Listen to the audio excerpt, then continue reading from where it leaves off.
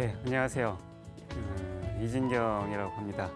오늘부터 불교 철학과 현대 철학 혹은 이제 현대 과학을 넘나들면서 이리저리 이렇게 얘기를 이렇게 한동안 하게 될 것 같습니다.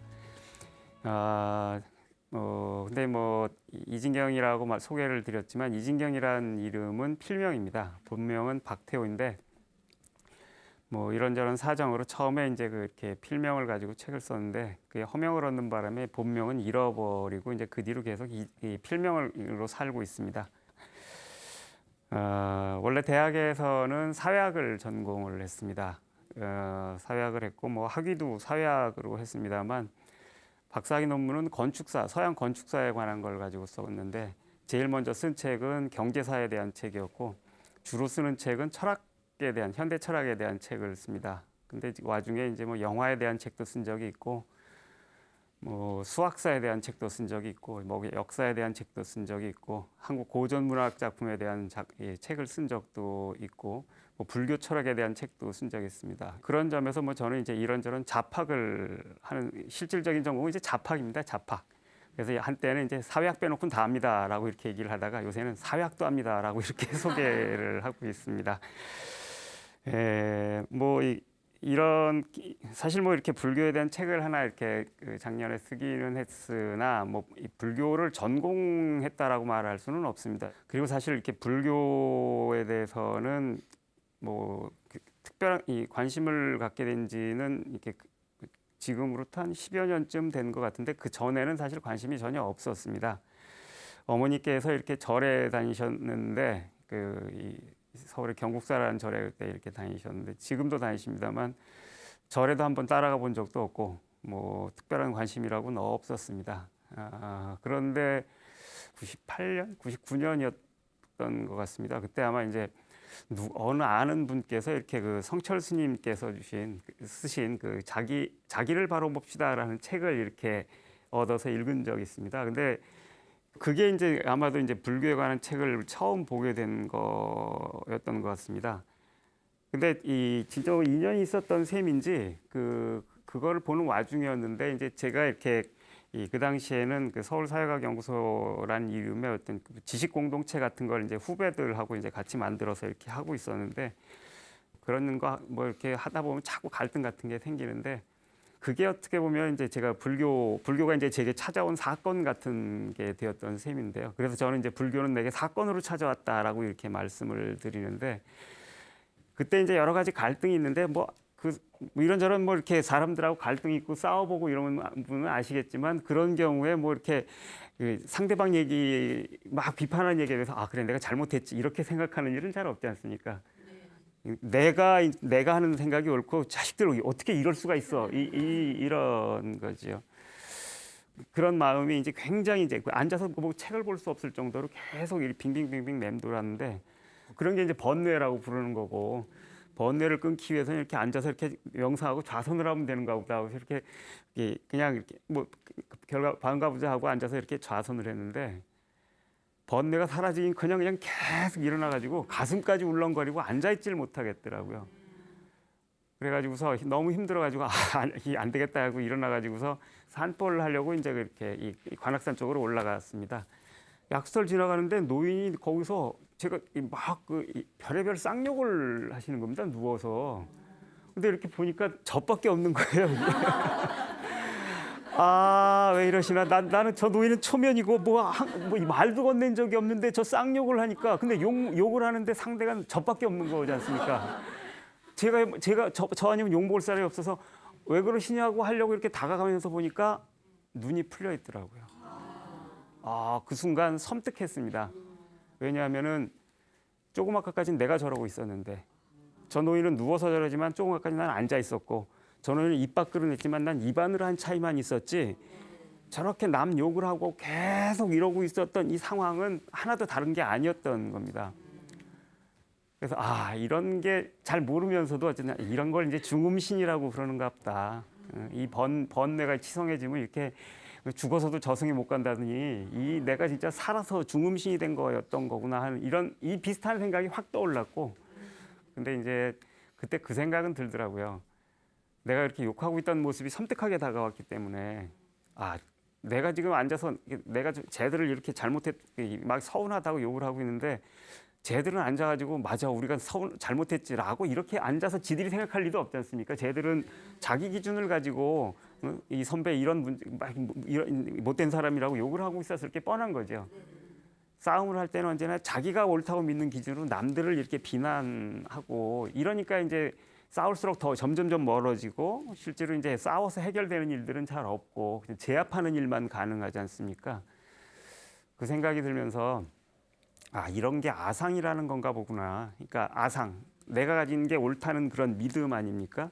그리고 이걸 기준으로 세상사를 판단을 하는데 내가 옳다는 기준을 저 사람이 똑같이 갖고 있으면 싸움이 안 나겠지만 그런 일이 있겠습니까? 다 각자의 옳음 기준이 있는 거죠. 그러니까 그런 것들이 부딪혀서 이렇게 싸움질을 하는 거구나 이런 생각이 들었고 그래서 뭐 저는 이제 뭐 이렇게 공동체 이렇게 지식 공동체라는 걸 이제 하려고 했던 셈인데 이렇게 아상들이 있는 한 공동체라는 건 어렵겠구나. 그리고 저는 이제 그 당시에 이렇게 이 프랑스의 들레즈라는 그 현대 철학자를 굉장히 좋아해서 공부를 하고 있었는데 그 양반 하는 철학을 이제 흔히 차이의 철학이라고 보통 얘기를 합니다. 그래서 이 차이를 긍정하는 철학 이런 거라고 하는데 이런 아상이 있는 한에서는 남의 생각을 긍정할 수 없고 차이를 긍정할 수가 없겠다 이런 생각이 들어서 내가 공부한 게 다 공연부렸구나라는 생각이 이제 들었습니다. 근데 어쨌든 이제 이 상황을 넘어는 가야겠어서 이 아상이라고 하는 걸 낮추지 않으면 버리긴 힘들지만 최소한 낮추지라도 않으면은 이 끊임없는 갈등 때문에 정말 세상 힘들겠다. 나도 힘들고 남들도 힘들겠다라는 생각이 들었는데 그때 이제 또 성철 스님 그 책이 생각이 난 겁니다. 거기 보면 이제 성철 스님이 이렇게 당신 만나려고 하면 3,000배씩 하라고 이렇게 얘기한 걸로 유명하잖아요. 그래서 왜 이렇게 절을 하라고 하셨을까? 그 인사받으려고 하는 게 아니고 당신한테 하라는 게 아니고 부처님 앞에 하라는 거였으니까 왜 그랬을까 생각을 했었는데 그때 이제 그 생각이 들었습니다. 그래서 이게 절을 한다는 건 우리도 그렇지 않습니까? 이 나를 낮추는 거잖아요. 이렇게 이 고개 바짝 드는 건 아래로 내려보는 거라 그러면은 나를 낮추는 거고 절을 하는 건 나를 낮추는 훈련. 그런 점에서 아상을 버리는 훈련인가 보다. 이렇게 몸으로 훈련을 해야지 아상이 낮아지는가 보다라고 생각을 해서 이제 그날부터 이제 3,000배는 못 하겠고 뭐 저도 할 일이 많으니까 이제 108배를 하기 시작해서 오늘 아침까지 이렇게 계속 했습니다. 99년이었으니까 꽤 됐죠. 한 20년 가까이 이렇게 매일 절을 하고 빠진 날은 다음 날 다시 채워서 하고 뭐 이런 식으로 이렇게 20년 가까이 절을 하고 살았습니다. 어쨌든 뭐 그 덕분인지 이렇게 당장 없어지진 않아도 이제 시간이 지나면서 내 생각으로 남을 재단하거나 혹은 그거 가지고 싸우고 다투고 할 때에도 얼른 이렇게 그냥 제가 딱 포기하고 내려놓는 것도 좀 빨라졌고 싸우는 일도 훨씬 적어졌던 것 같습니다. 그래서 어쨌든 제 삶을 굉장히 이렇게 편하게 해준 그런 계기가 됐다고도 이제 저는 지금은 이렇게 생각을 하는데 이제 그러면서 이제 불교에 이제 관심이 갔고 그래서 이제 그때 이제 이렇게 이 성철 스님이 거기서 이렇게 말씀하시는 이 공안이라고 그러죠. 화두라고도 하고 이 공안들 벽암록이라는 책을 거기서 이렇게 언급을 하셨어서 벽암록이라는 책을 사봤는데 제가 책은 좀 봤거든요. 제가 혼자 쓴 책만 한 30여 권 됩니다 지금. 그러니까 그걸 책 한 권 쓰려고 하면 봐야 될 책이 엄청나고 여러 가지 자파가 있기 때문에 굉장히 여러 종류 책을 많이 봤습니다. 근데 그 책은 진짜 이렇게 제가 이제까지 본 책 중에 가장 아름다운 책이었고 가장 고준한 책이었고 가장 이렇게 놀라운 책이었는데 근데 더 황당한 거는 그 책을 처음부터 끝까지 이해할 수 있는 문장이 하나도 없었다는 겁니다. 근데 어려운 책 이해 안 되는 책은 좀 읽다 됐다 하고 이렇게 버리게 해야 되지 않습니까? 이해가 하나도 안 되는데 안 떨어지는 계속 끝까지 볼 수밖에 없어서 어쨌든 다른 책 못 보고 그 책을 이제 끝까지 보게 됐습니다. 그래서 정말 놀라운 책이다. 어떻게 이해가 안 되는데도 손에서 안 떨어지나. 그때 이제 제가 하나의 꿈을 갖게 됐습니다. 나도 이런 책을 하나 쓰고 싶다. 이해는 안 되는데 손에서 안 떨어지는 책. 뭐 이런 책을 쓰고 싶은데 그거야 뭐 아무나 쓸 수 있는 책은 아닌 것 같습니다. 어쨌든 이제 그러면서 불교 철학 공부를 하게 됐고 그러면서 이제 그 뭐 아함경에서부터 이것저것 이렇게 경전들도 찾아보고 불교 뭐 이렇게 중론이나 이런 그 논서들도 보고 뭐 중국 철학이나 이런 거 하면서 중국 불교에 관한 책도 보고 여러 가지를 하게 됐고 그렇게 쭉 공부를 하다 보니까 제 나름대로 아 불교란 이런 거구나라고 하는 생각을 이렇게 제 나름대로 갖게 됐고 그런데 그런 생각을 갖게 되면서 놀랐던 것은 제가 그때까지 이제 공부했던 여러 현대 철학자들 특히 이제 제가 좋아하던 몇몇 철학자들의 굉장히 현대적인 개념들에서 보던 것들이 굉장히 다른 형태로 그리고 물론 이제 그 똑같지는 않습니다만 굉장히 그것과 긴밀하게 연결되어 있는 이런 내용들이 이제 그 책에 이 불교의 사유 속에 있다라는 걸 알게 됐고 그리고 이제 저는 이제 뭐 이렇게 이 자연과학에도 관심이 있어가지고서 뭐 물리학이나 생물학이나 이런 걸 공부를 좀 했습니다. 꽤 일삼아 했는데 사실 이제 그 종교하고 과학은 굉장히 상반된다라고 생각을 하지 않습니까? 이 종교냐 과학이냐 이런 대립을 하게 되는데 저는 이제 공부를 하다 보니까 불교 철학하고 제가 아는 과학하고는 굉장히 잘 맞았을 뿐만 아니라 어떻게 보면 이제 그 과학에 없는 것들을 조금 더 생각하게 해주는 면들이 있었고 이런 게 과학하고 반대되는 게 아니고 현대 과학 예를 들면 그 당시 이제 뭐 이렇게 카오스 이론이라고 부르는 거라든지 뭐 양자역학이나 아니면 뭐 이런 거하고 오히려 잘 부합하는 그런 종류의 사유라는 걸 알게 됐고 그러면서 이제 굉장히 적극적으로 관심을 갖고 이제 공부를 했습니다.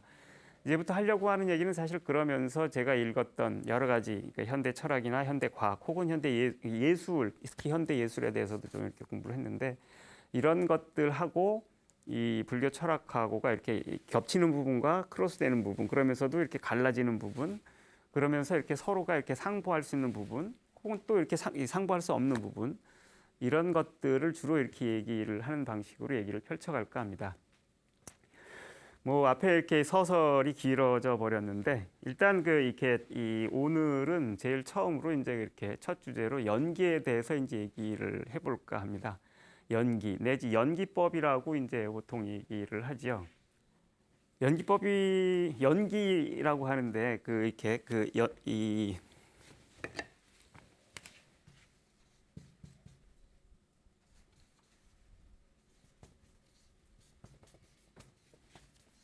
아시겠지만 뭐 이렇게 연하여 일어남이라고 이렇게 씁니다. 무슨 뜻인지 혹시 아시나요?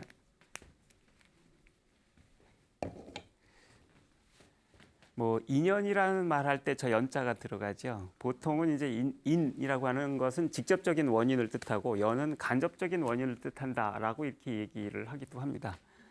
그래서 이 연기법에 대해 영어로 번역할 때는 이렇게 연기적 조건이라는 말을 이렇게 쓰는데 그런 말을 번역할 때는 dependent condition이라고 이렇게 씁니다.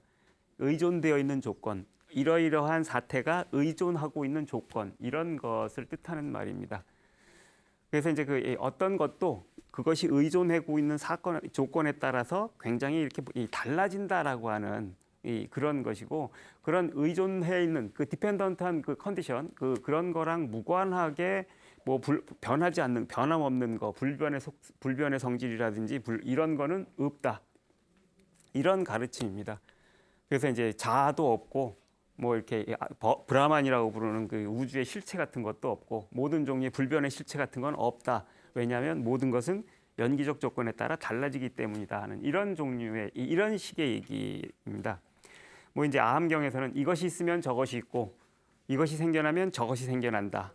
그러니까 이것이 없으면 저것이 없고 이것이 소멸하면 저것이 소멸한다. 뭐 이런 식으로 이렇게 그 표현이 되어 있습니다. 저는 이제 이걸 이제 그런 의미로 이해를 하는데요. 사실 뭐 당연한 것처럼 보이고 별거 아닌 것처럼 보이는 말일 수 있습니다. 근데 이제 서양 철학의 역사를 안다고 그러면은 이건 굉장히 이렇게 독특한 사고고 굉장히 다른 종류의 사고 방식입니다. 왜냐하면은 서양에서 철학자들은 뭘 찾습니까? 진리를 추구하지요, 그죠? 그 다음에 예술가들은 미를 추구하고, 그 다음에 뭐 이렇게 도덕가들은 이제 선을 추구하고 진선미, 옛날 미인대회 할 때도 이렇게 추구하던 그런 종류의 가치가 진선미 아닙니까? 철학자들이 진리를 추구한다라고 하는데 그 진리라는 건 도대체 무언가? 어떤 조건에도 변하지 않는 거. 이런 게 이제 그 보통 얘기하는 진리입니다. 확고한 것. 그래서 어떤 의심에도 흔들리지 않는 이런 게 이제 진리라고 보통 생각을 합니다. 그러니까 그게 진리라고 하는 건 당연히 변하지 않는 것, 어떤 조건에도 변하지 않는 것을 뜻하는 것이 되고, 그 어떤 조건에도 변하지 않는 것으로 세상 만사를 설명을 하려고 할 때 이제 형이상학이라고 부르는 게 메타피직스라고 하는 게 이제 출현을 합니다. 그래서 어떤 조건에도 안 변하는 그 불변의 실체로 변하는 것들을 쭉 설명을 하려고 하는 이런 종류의 태도, 이런 게 이제 이 형이상학이라는 겁니다. 이거는 이제 그 뭐 이렇게 소크라테스나 플라톤, 특히 이제 플라톤 이래 이 서양에서 이렇게 철학의 주류를 형성을 해왔고, 사실 이런 종류의 사고 방식은 그 철학에만 존재하는 건 아닙니다. 예를 들면 자연과학의 경우에도 어떤 조건에도 변하지 않는 법칙, 불변의 법칙을 이렇게 찾으려고 하죠. 그리고 그 법칙이 뭐 뉴턴 역학에서는 어떤 게 있고, 그다음에 양자역학에서는 어떤 방정식으로 요약되고, 상대성이라서 어떤 방정식으로 요약되는데, 이런 게 서로 이렇게 상충되기 때문에 지금 아직까지도 이것들을 하나로 통합을 하지 못했는데, 이걸 통합하려고 대통합 이론을 만들려고 하는데, 그게 바로 이것들을 이 양자역학의 조그만 미시적인 세계하고 우리가 사는 이 통상적인 세계, 그다음에 이 우주와 같은 거대한 세계, 이걸 하나로 묶어주는 단일한 법칙을 찾으려는 시도, 이것도 정확하게 불변하는 어떤 하나의 법칙을 찾으려는 시도라는 점에서 형이상학이라고 형이상학적 사고방식을 가지고 있다고 할 수 있습니다. 그러니까 형이상학은 과학에 반대되는 거라고도 말할 수 없습니다. 이건 일정한 사고방식입니다. 어디에서나 변하는 것 속에서 변하지 않는 것을 찾으려는 이런 종류의 사고방식인 셈이지요. 그래서 이제 뭐 예를 들면은 바이올린, 피아노, 플룻, 대금, 검은곡 다 다른 물건들이지요. 근데 이렇게 있었을 때 이것을 하나로 묶어서 뭐라고 부릅니까? 악기라고 부르지요. 이런 식으로 공통성을 찾아가는 겁니다. 그래서 여기 계신 분들 다 남성도 있고 여성도 있고 이 각각의 이름들 다 있고 얼굴도 다 다르지만 하나로 묶어서 인간, 사람, 인간 이런 식으로 부르려고 하고, 개, 고양이 같이 섞어가지고서 동물 이런 식으로 부르려는 것도 마찬가지입니다. 그러면서 이제 거기에 식물과 다른 불변의 속성 같은 걸 부여하려고 하게 되고 뭐 이렇게 해야 되지 않습니까? 이게 생물학적 분류학에서도 이런 게 나타납니다. 그래서 이제 이런 것들의 가장 핵심적인 것들을 이렇게 찾으려고 하는 건데, 그건 이제 저도 마찬가지죠. 지금 저는 뭐 이렇게 지금 여러분도 그렇겠지만 지금의 저하고 5살 때 저하고 1살 때 저하고 혹은 20년 전에 저하고 사진 놓고 보면은 아주 다른 사람들입니다. 그럼에도 불구하고 그것을 나 이렇게 하면서 다 하나의 나라는 이 나라고 보게 되지 않습니까? 굉장히 다른 모습들인데 여기에 공통된 것은 나라는 특징이 있다. 이게 나라는 게 이제 변하지 않는 어떤 실체다라고 할 때 이게 그 아트만 혹은 이제 그 자아라고 부르는 실체가 되는 거지 않습니까? 그런 점에서 그런 실체를 찾으려는 시도는 우리들이 자연스러운 행동 속에도 사실은 있는 겁니다. 뭐 이런 게 이제 이런 게 형이상학이라는 태도로까지 이어진 거지요. 그런데 이제 이 연기법이라고 하는 것은 이런 종류의 태도에 대해서 반문하는 겁니다. 어떻게 반문하는가? 어떻게 질문하는가? 자, 제가 이 어깨 위에 뭐 하나 물건을 얹었습니다. 보이십니까? 뭐가 있습니까, 여기 위에? 이 마음을 잘 가다듬어서 여러분이 마음이 맑아지면 이런 것도 보입니다. 이 눈에 장막이 가렸으면 안 보입니다. 뭐가 있습니까? 그렇죠. 보이시잖아요. 예, 보셔야 됩니다. 이런 게 보셔야 됩니다. 만약에 제가 이걸 가지고서 이렇게 활로 긁어대면 어떤 일이 벌어질 것 같습니까? 음악이 나오면 좋겠지만 제가 보기엔 이 방송 중단되고 여러분은 제발 그만 이렇게 하실 겁니다. 개 짖는 소리밖에 안 납니다. 저는 바이올린을 펼 줄 모르기 때문에. 반면에 사라장 같은 사람이 정경화나 사라장이 어깨 위에서 이렇게 했을 때 아주 멋진 음악이 나올 겁니다. 이거는 악기임에 틀림없지만 제 어깨와 바이올린이 만났을 때 이 바이올린을 악기라고 할 수 있을까요? 아니면은 그 동네 카페에 이렇게 가보시면 카페에 종종 그 장식한다고 하면서 카페 바이올린 뭐 이런 것들 막 걸어놓은 그런 데 보셨죠? 그건 악기인가요? 장식품이죠.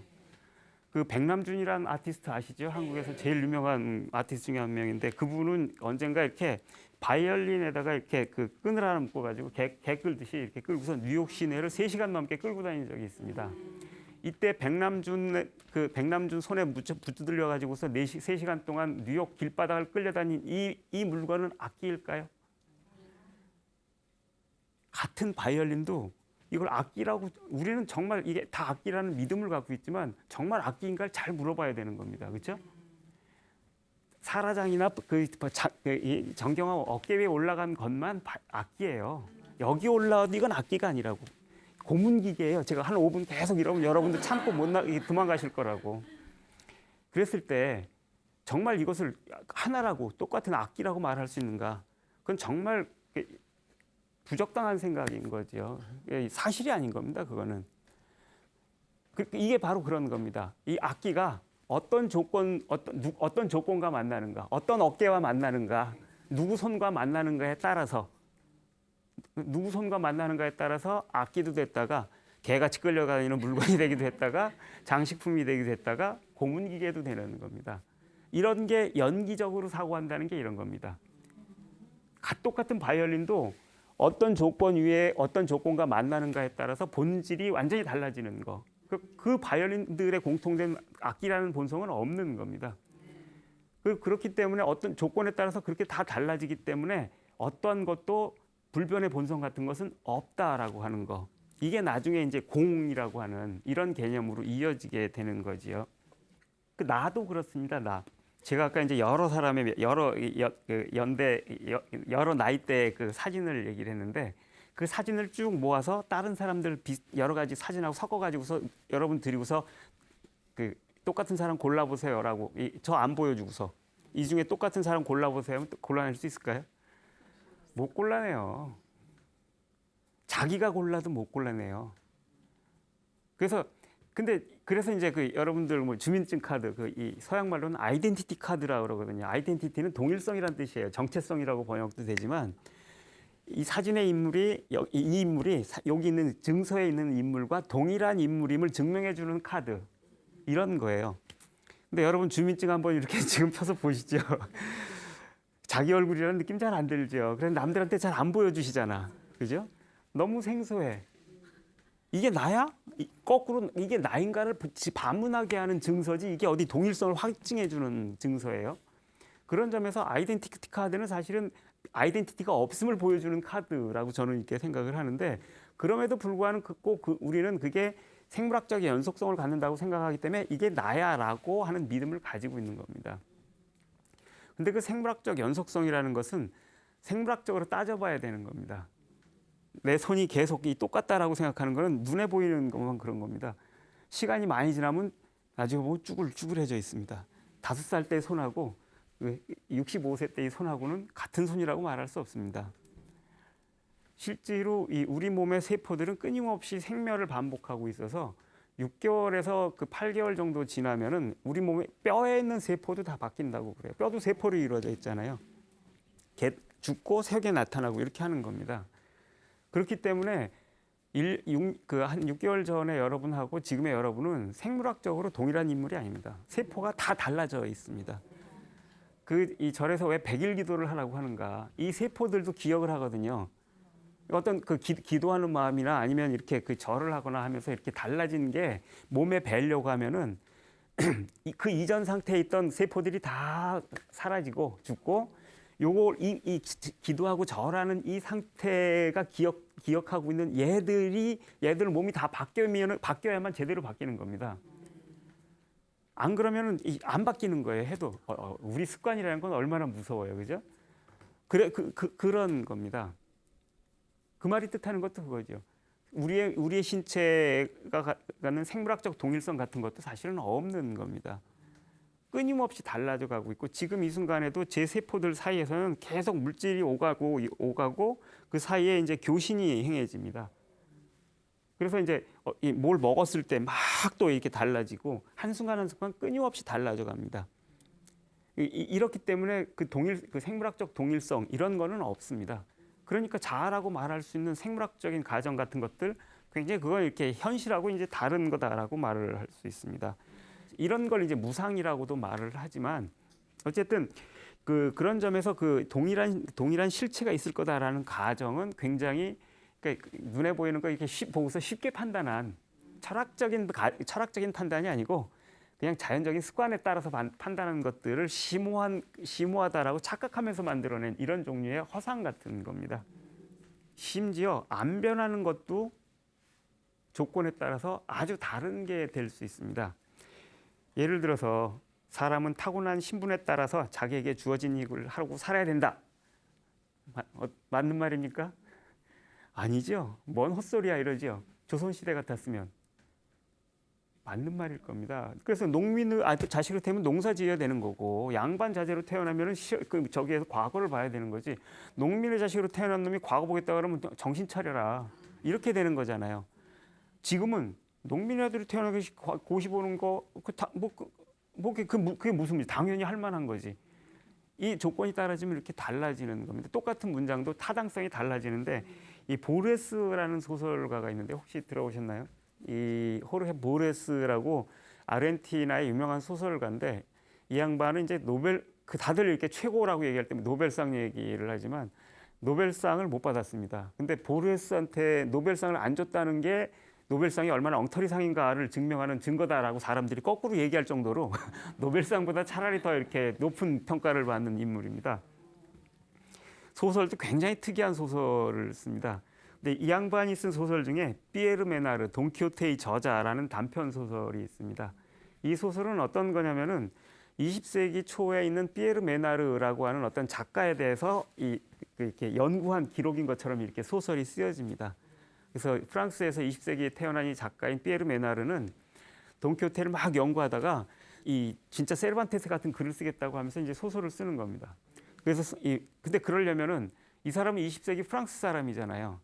그런데 세르반테스는 16세기 말에 이 스페인 작가잖아. 그러니까 진짜 세르반테스처럼 쓰려고 그러면은 스페인어를 써야 되는데 그것도 16세기 고어로 써야 되는 거지. 우리로 치면 나란 말씀이 뒹기게 달아 뭐 문자로 서로 사마띠 아니할세 이런 투로 쓰는 거지. 일본 사람이 20세기 일본 작가가 나란 말씀이 뒹기게 달아 이런 그 16세기 그 조선어로 이렇게 그걸 연구해 가지고 글을 쓰는 거랑 비슷한 거예요. 그렇잖아요, 그죠? 이제 이런 방식으로 해서 소설을 썼습니다. 그래서 똑같은 문장을 쓴 겁니다. 그래서 이 사람이 쓴 문장이 이제 진리의 어머니는 시간의 적이고 사건들의 저장고이고 과거의 목격자이고 현재에 대한 표본이며 충고자이고 그리고 미래에 대한 상담가인 역사이다라고 이렇게 멋진 문장을 썼어요. 근데 이와 똑같은 문장이 이 쉼표 하나도 안 다르고 똑같은 문장이 세르반테스가 쓴 돈키호테에 보면 나와요. 저도 이렇게 읽어서 찾았는데 근데 이거에 대해서 보르헤스가 뭐라고 얘기를 하면은 이 어느 상으로는 한자도 다른 게 없이 똑같다. 그러나 피에르 메나르의 것은 전자보다 거의 무한할 정도로 풍요롭다라고 하면서 세르반테스가 썼던 돈키호테에서는 막 폄하를 하고서 아주 그 당시에 통념에 찌든 이게 평범한 생각이라고 막 비판하면서 피에르 메나르 이 생각에는 20세기 어떤 이런 생각을 할 수가 있는가 하면서 막 찬탄을 해놨어. 소설을 읽다 보면 황당합니다. 저만 하도 안다는 똑같은 문장을 어떻게 이렇게 반대되는 얘기를 해놨을까. 근데 정말로 이거는 생물학적으로 안 달라지는 것처럼 똑같은 문장이 안 다른 거죠. 우리 몸의 동일성보다 더 강한 동일성을 갖고 있어. 그런데 하나는 16세기 스페인 사람이 자기가 익숙한 그 당시 스페인어로 쓴 문장이고 또 하나는 20세기 프랑스 사람이 16세기 스페인 외국어의 고어를 연구해서 쓴 거니까 이게 똑같이 썼을 리가 없죠. 똑같은 문장이 나왔지만 이 사람은 굉장한 노력을 들여서 쓴 거예요. 그리고 그 16세기엔 당연히 아까 이제 그 사람들은 타고난 신분에 따라 뭐 이런 얘기 16세기에 그런 얘기 쓰는 거는 자연스러운 얘기지만 지금 그런 얘기 쓰면 또라이잖아요. 그죠?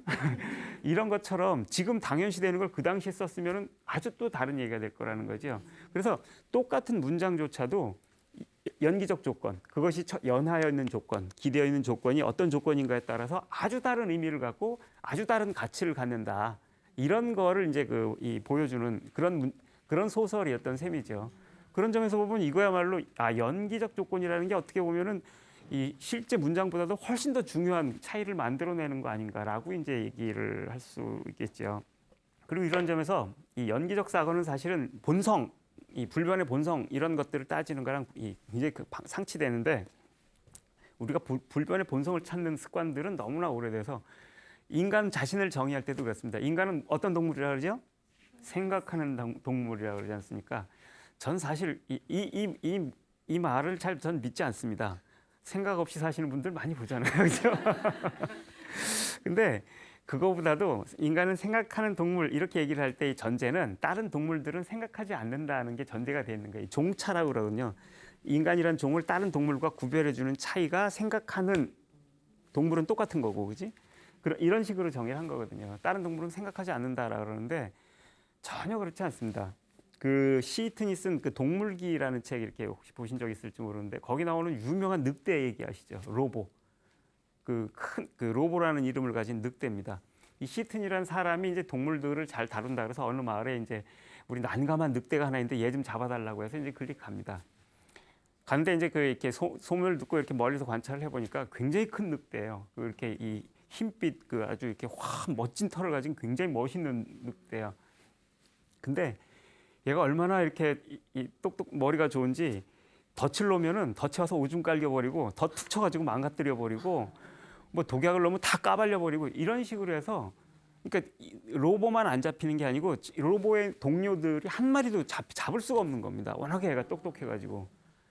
그래가지고서는 도저히 안 되겠으니까 얘 좀 잡아달라고 그랬는데 이제 이 사람이 이제 가가지고서 유심히 관찰을 해보니까 이 로보라는 놈 옆에 레베카라고 사람들이 부르는 이 짝지가 있었던 거예요. 암늑대가. 그러니까 이 여편이죠. 그죠? 아내가 있었던 거야.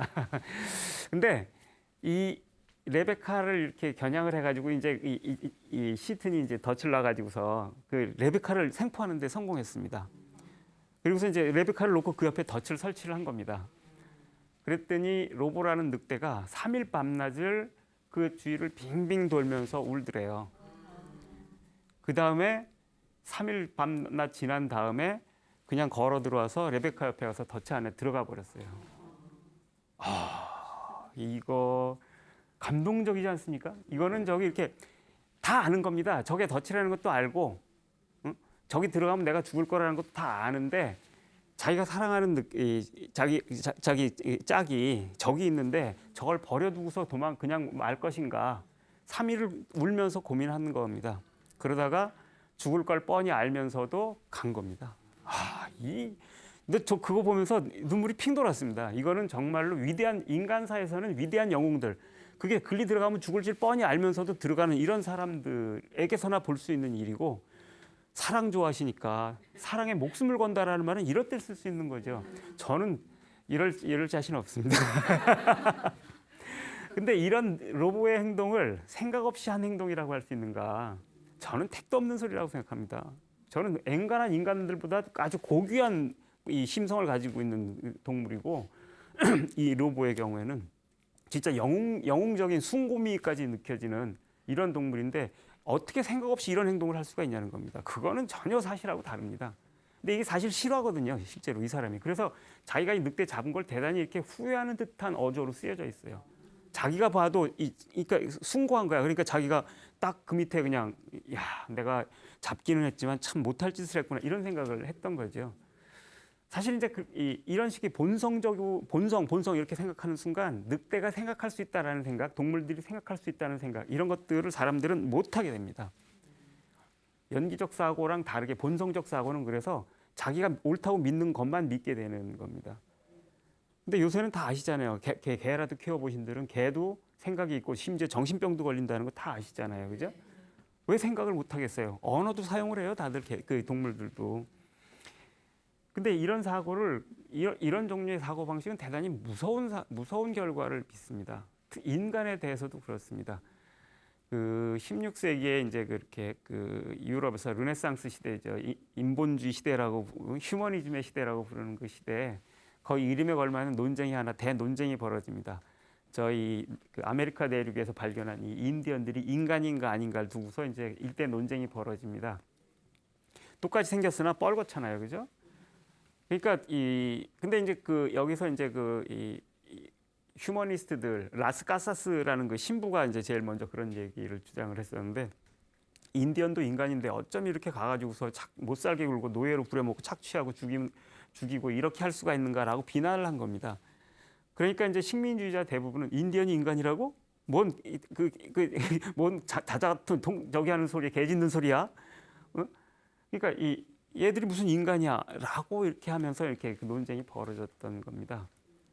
여기서 이제 이 인디언이 인간인가 아닌가라고 하는 건 대단히 이렇게 이 인디언들한테는 치명적인 논쟁입니다. 만약에 인간이 아니다라고 하게 되면 인간이다라는 결론이 나오면 이 사람들을 노예로 부리면 안 되는 겁니다. 인간이 아니다 그러면 계속 노예로 부려도 되고 노예 사냥을 해도 되는 겁니다. 살벌한 논쟁인 겁니다. 근데 그 논쟁을 한참 벌일 때 어떤 휴머니스트도 흑인이 인간일 수 있지 않냐라는 얘기를 한 사람은 단 한 사람도 없었어요. 흑인은 동물임을 아무도 의심하지 않았어요. 그래서 흑인들을 오랫동안 노예로 이렇게 부려먹은 겁니다. 근데 사실은 지금이라면 완전히 바보 같은 소리라는 걸 잘 알잖아요. 그죠? 흑인들 인간이죠.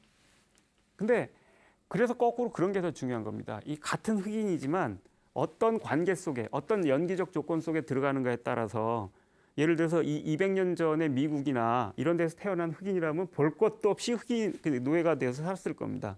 지금이라면 그렇지 않을 겁니다. 연기적 조건에 따라서 어떤 조건인가에 따라서 같은 흑인도 노예가 되기도 하고 노예가 아닌 거 되기도 하는 거죠. 본성이 달라지는 겁니다. 사실은 노예는 노예적 본성, 동물이라는 노예적 본성 때문에 노예다라고 이렇게 주장을 했던 건데 실제로는 그러니까 그 노예가 되도록 만든 건 동물적 본성이 아니고 이 연기적 조건이라는 겁니다. 그렇기 때문에 이제 연기적 조건이 사실은 우리가 본성이라고 믿는 것보다 훨씬 더 이렇게 중요하다라고 하는 걸 이제 보여주는 거죠. 근데 그리고 이 연기라는 개념하고 이제 업이라는 개념을 좀 이렇게 저는 대비를 해서 이렇게 얘기를 할 필요가 있다고 생각이 드는데 뭐 업하면은 벌써 자업자득 떠오르지 않습니까? 보통은 이렇게 어떤 죄를 뜻하는 것처럼 떠올리는데 원래 업은 그런 말이 아닙니다. 카르마 내지 카르만이라고 하는 말 번역어고 어떤 행동을 하려고 하는 이런 의지 같은 거를 뜻하는 말이죠. 그런데 이제 어떤 걸 하려고 하는 의지라고 하는 것은 어떤 성향을 갖습니다. 하려고 하는 걸 계속 하려고 하잖아. 여러분은 그래서 이렇게 안 먹던 음식 잘 안 드시잖아. 먹을 때도 먹던 것만 되게 내가 이렇게 익숙한 음식이나 먹으려고 그러지 산초 잔뜩 들어가고 고수 들어가고 이러면 이러면서 잘 안 이게 이제 업의 작용이에요. 이런 게 자업자득이거든요. 그래서 이건 이 자업자득은 원래 이제 그렇게 이 사람들이 죄책감을 얘기하는 이 도덕주의적 개념이 아니었던 거였는데 어쨌든 이제 자기가 이렇게 악담을 하면 저쪽에서 악담이 돌아오고 이게 이제 자업자득 이것도 맞거든요. 자신이 행한 바를 저쪽에서 다시 되돌아오니까 자신이 계속 욕하며 살면 계속 욕 먹고 산다. 뭐 이런 게 이제 그 자업자득이 된 건데 사실은 그 부처님도 업이 있지요. 업이기를 중단하는 업이라고 보통 얘기를 하는데 어떤 걸 행하기 위해서는 의지와 욕망이 있어야 되기 때문에 이런 건 있는 겁니다. 근데 의지와 욕망을 하나로 쭉 이렇게 관성적으로 이렇게 동일하게 밀고 가는 힘, 동일성을 유지하는 힘이 바로 업이에요. 그래서 업은 업종자라고는 말로 이렇게 다시 쓰기도 해요. 동일성을 야기하는 힘이기 때문에. 그리고 이제 이것 때문에 이제 그 카스트 제도 같은 게 이제 정당화되는 거지 않습니까? 네가 지금 이 천민으로 사는 건 그 전생에 그럴 만한 일을 했기 때문이야. 지금 열심히 살면 다음 생에선 달라질 수 있어. 그러니까 지금 생을 열심히 살아. 사실은 이게 이 본성의 논리랑은 다르지만 지금 생을 그대로 하던 거 주어진 걸 열심히 살아라고 하는 점에서 사실 뭐 예전에 신부제도 당시 하던 얘기랑 똑같은 얘기를 하는 거죠. 근데 이제 보통은 이 업이라는 개념이 불교적 개념이라고 알고 있는데 이건 사실 인도의 전통적인 개념입니다. 인도의 전통적인 개념인데 이렇게 되면 인생을 바꾸기가 쉽지 않습니다. 그냥 열심히 살면 또 그게 정해진 걸 가니까 계속 정해진 않고 틀 안에 계속 갇혀 살게 됩니다. 근데 연기라는 개념은 사실 이 개념과 비교해 보면은 반대가 되는 겁니다. 동일한 업을 가지고 있어도 이 사람이 어떤 연기적 조건에 처하는가에 따라서 아주 다른 삶을 살 수가 있게 된다는 겁니다. 따라서 어떤 인연 조건과 만나는지 혹은 어떤 인연 조건, 어떤 그 연기적 조건들 속에서 내가 살려고 하는지 이런 거에 따라서 삶이 다른 삶이 이렇게 여러 가지가 있다라는 걸 보여주는 거기 때문에 연기라는 개념은 그래서 거꾸로 인과와 결부된 개념이지만 결정론이라든지 아니면 이렇게 운명론이라든지 이런 거랑은 아주 다른 게 됩니다. 이런 것 때문에 아마도 이제 그 석가모니께서 이렇게 이 깨달음을 얻고 승단을 만들었을 때 거기 이제 그렇게 출가자들을 받을 때 원래 또 아무나 출가하는 게 아니었거든요.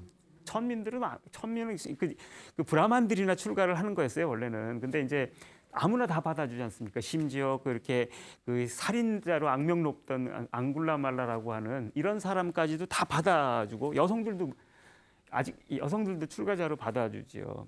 그 다른 종교들에서 여성들이 사제가 되는 일은 거의 없죠. 없어요. 또 남성과 동등한 위치에 그렇게 승려가 되는 일이 거의 없어요. 여성 본성 이런 것이 아니고 이 연기적 조건에 따라서 다 달라진다는 것 속에서 신분이나 성이나 이런 차별 같은 것들을 이런 차별로부터 자유로워진 관념 속에서 다 받아들였기 때문에 가능해진 거죠. 이런 것 때문에 사실은 연기법에 대한 가르침이라는 거는 지금 현대적인 조건에서 신분 없는 삶 이런 거하고도 사실 굉장히 잘 어우러지는 얘기인 셈인데 어쨌든 핵심적인 것은 이 어떤 동일성을 유지하는 거, 불변의 실체 형태로든 하든 아니면은 이렇게 똑같은 문장이든 아니면 생물학적 이 자연성이든 이런 아니면 업의 힘이든 동일성을 유지하려고 하려는 이런 것들과는 정반대되는 방식으로 조건에 따라 어떤 것도 다른 것이 될 수 있다라고 하는 이런 것을 생각하게 해주는 그런 사고 방식 이게 이제 그 연기법이고 사실 그런 점에서 이것은 굉장히 혁명적인 사고였던 건데 그 혁명적인 사고가 이렇게 사고라고 하는 게 어떤 건지가 제가 보기에는 아직도 충분히 이렇게 사람들한테 이렇게 납득되지 않은 것 같다는 생각이 들어서 저는 이제 오늘은 이제 그런 얘기를 강조하려고 해봤습니다. 자, 오늘은 여기까지 하겠습니다. 감사합니다.